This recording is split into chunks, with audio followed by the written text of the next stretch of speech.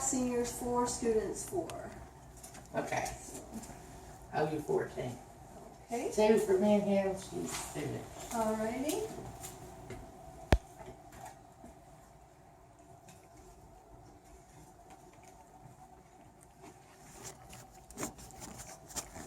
Look at that old number that means something.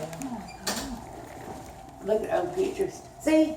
They even got her pictures there, Jenna, right here, Gone with the Wind. I love that movie. Oh, it's very long. I've watched it. I've got my daughter to watch it one day Oh, with me. it is long. I sat there, it's so many, I had to watch it a couple different days. I couldn't do it all at once. It was just too much, so. We can actually kind of start here. This is the actual end of the house. The house was never moved. It was built here in the 1850s. It says 1855 on the front, but it was actually built before that. But Mr. John Stiles Holiday, who built the house, he was a doctor. He didn't move in until around the 50s, 55. But this was the actual end of the house. It's a Greek revival, so there's 4 rooms down, 4 rooms up, and then the breezeway. If you open the front door, you open the back door. The breeze is good come through. So we just added this part on because, of course, there was no bathrooms or kitchens in the home at that time.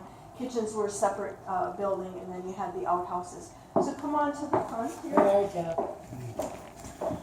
And there, we can take pictures coming back out. Where you guys from? We're from Kentucky. We're visiting his family. They live down here. Oh, cool. Very nice. So when Mr. Holiday built the home, he was a medical doctor. And so he put at the time when they mixed medicines, they used the mortar and pestle. And so he put that on his banister going up the stairs. Now when his patients would come to see them, they would drive up to the side door, enter from the door, and he would accept his patients in this room. Right now we have this as a Gone with the Wind memorial.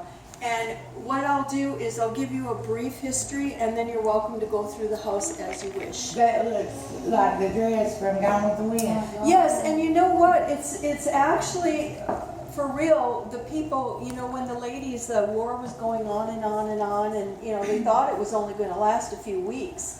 And then, you know, 3 years later, it's still going on. Well, they couldn't get cloth or anything because the factories were in the north. And we had to import everything from the northern factories by train. Well, the Union soldiers were ripping up all the train tracks, and so they couldn't get supplies. And so they would use anything they could. And one of the things they used, Margaret Mitchell's great-grandmother or grandmother did that. She actually took curtains down because these were the winter curtains and made a dress out of it. And Gone with the Wind, she takes that dress and she makes it out of curtains. Yes, ma'am. And that's what actually happened at Margaret Mitchell's great-grandfather's home.